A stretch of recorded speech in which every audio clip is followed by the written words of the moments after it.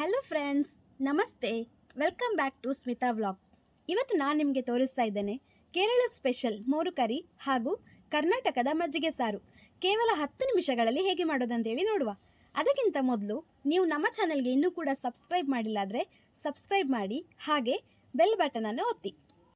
ಇದಕ್ಕೆ ಬೇಕಾಗಿರುವ ಇಂಗ್ರೀಡಿಯೆಂಟ್ಸ್ ಅಂತ ಹೇಳಿದರೆ ಅರ್ಧ ಕಪ್ ತೆಂಗಿನಕಾಯಿ ತುರಿ, 2 ಹಸಿಮೆಣಸು, ಅರ್ಧ ಈರುಳ್ಳಿ, ಸ್ವಲ್ಪ ಶುಂಠಿ, 4 ಬೆಳ್ಳುಳ್ಳಿ ಎಸಳು, ಸ್ವಲ್ಪ ಜೀರಿಗೆ ಮತ್ತು ಹಳದಿ ಪೌಡರ್.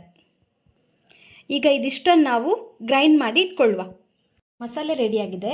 ನೆಕ್ಸ್ಟ್ ಇವಾಗ ನಾವು ಮೊಸರನ್ನು ಮಿಕ್ಸಿಯಲ್ಲಿ ಹಾಕಿ ಗ್ರೈಂಡ್ ಮಾಡುವ.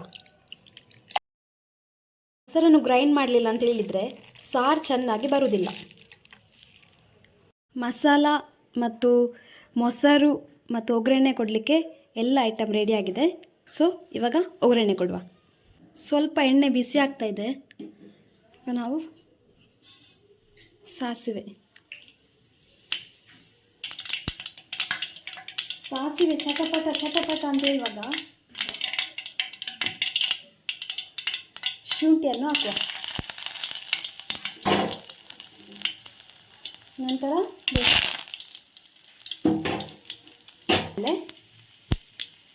ಮೆಣಸು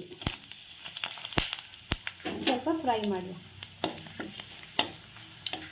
ಇಷ್ಟು ಫ್ರೈ ಆದಮೇಲೆ ಇವಾಗ ಈರುಳ್ಳಿ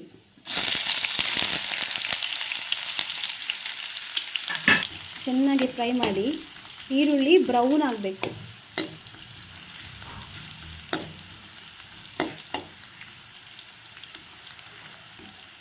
ಮಸಾಲೆಯನ್ನು ಹಾಕುವ.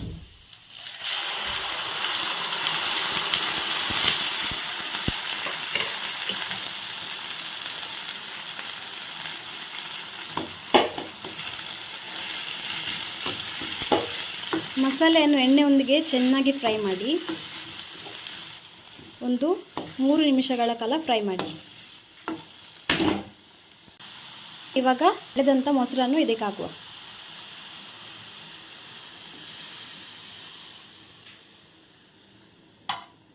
ಹಾಕಿ ಸ್ವಲ್ಪ ಹಾಗೆ ಹೀಗೆ ಅಲ್ಲಾಡಿಸಿ ಚಮಚದಲ್ಲಿ.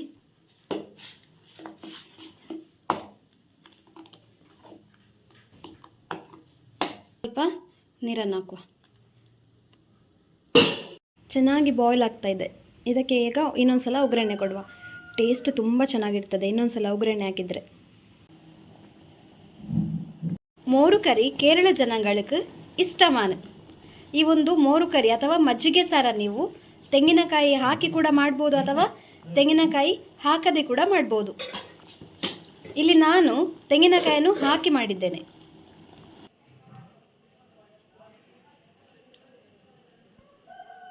എന്തുകൊച്ചെ കറി? മോര് കറി.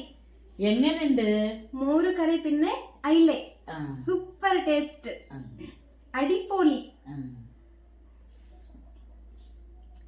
ಈ ಮೋರು ಕರಿ ನಿಮಗೆ ಇಷ್ಟ ಆದಲ್ಲಿ ಲೈಕ್ ಮಾಡಿ, ಶೇರ್ ಮಾಡಿ ಮತ್ತು ನಮ್ಮ ಚಾನೆಲ್ಗೆ ಸಬ್ಸ್ಕ್ರೈಬ್ ಮಾಡಿ. Thank you.